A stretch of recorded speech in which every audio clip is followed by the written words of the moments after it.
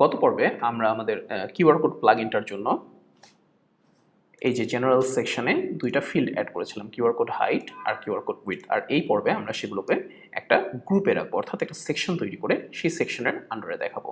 তো এটার জন্য আমাদের যে এপিআইটা লাগবে সেটা নাম হচ্ছে অ্যাড সেটিংস সেকশন।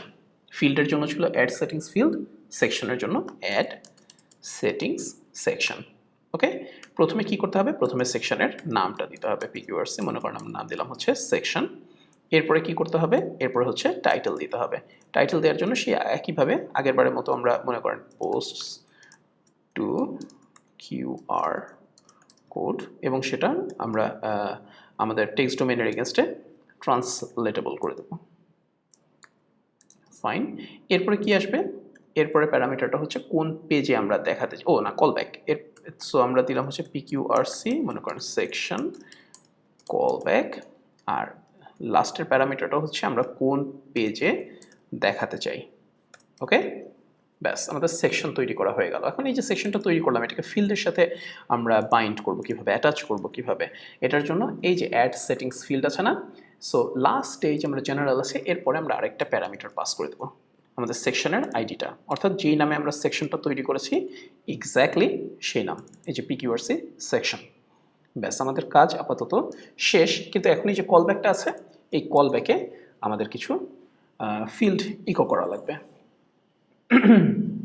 অর্থাৎ ডেটা দেখানো লাগবে যে এটা যে আসলে একটা আমাদের পোস্ট টু কিউআর কোড সেকশনটা জাস্ট সেটা ডিসপ্লে করার জন্য। সো আমরা এখানে ফাংশনটা দিই।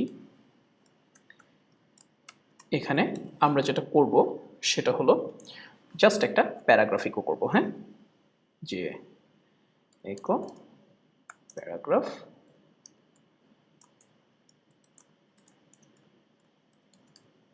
জাস্ট একটা ডেসক্রিপশন। এখন কিভাবে দিব? এটাকে ট্রান্সলেটেবল করতে হবে না? অবশ্যই ট্রান্সলেটেবল করতে হবে। যে কোনো হার্ড কোডেড স্ট্রিং কখনোই সেইভাবে রাখা যাবে না। হ্যাঁ, সেটার জন্য অবশ্যই সেটাকে ট্রান্সলেটেবল করে দিতে হবে। মনে রাখবেন কিন্তু এটা প্লাগ ইন থিম সব জায়গায় প্রযোজ্য।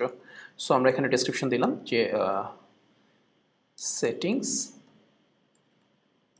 For posts to QR plugin. Okay, আর তারপর হচ্ছে কি আমাদের পোস্ট টু কিউআর কোড, অর্থাৎ কিনা আমাদের টেক্সট ডোমেইন। ব্যাস এতটুকুই।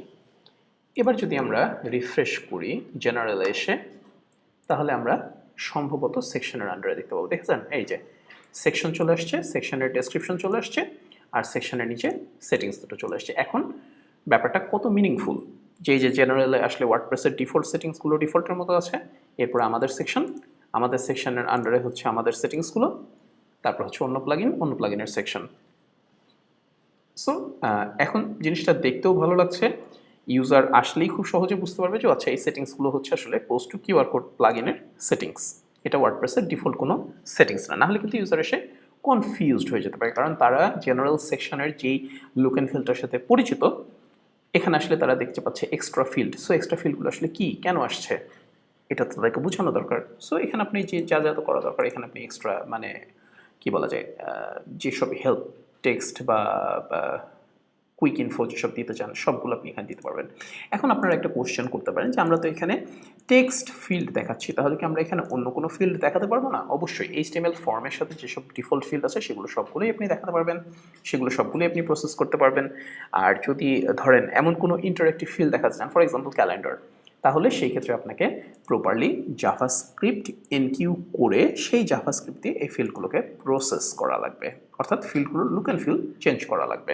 সেটা কিভাবে করবেন সেটা আমরা পরে আলোচনা করব, যখন আমরা প্লাগইনের অ্যাসেট নিয়ে আলোচনা করব, প্লাগইনে কিভাবে অ্যাসেট ম্যানেজ করতে হয় তখন। অলরাইট। আর আরেকটা কোশ্চেন যেটা হচ্ছে যে প্লাগইনের জন্য আমরা যদি ধরেন ফর এক্সাম্পল কোডস্টার অথবা রিডাক্স ফ্রেমওয়ার্ক কিংবা মনে করেন অন্য কোনো অপশন প্যানেল ফ্রেমওয়ার্ক দিয়ে যদি আমরা প্লাগইনের জন্য একদম ফুল ফ্লেজড সেটিংস প্যানেল বানাতে চাই, সেটিংস পেজ বানাতে চাই, তাহলে কি করব? আমরা সেগুলো নিয়ে আলোচনা করব, কিন্তু সেগুলো হবে হচ্ছে যখন আমরা এই ফ্রেমওয়ার্কগুলো আপনাদের কাছে ইন্ট্রোডিউস করব তারপরে। সো হ্যাভ ফান এবং প্র্যাকটিস করেন। প্র্যাকটিস ছাড়া it will be very tough for you guys to cope up with. Practice করাটা খুবই খুবই important.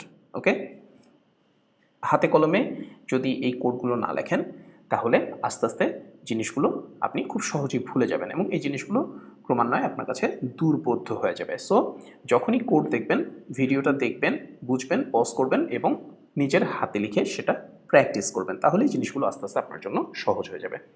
So take care, see you in another episode. Alright guys, bye by.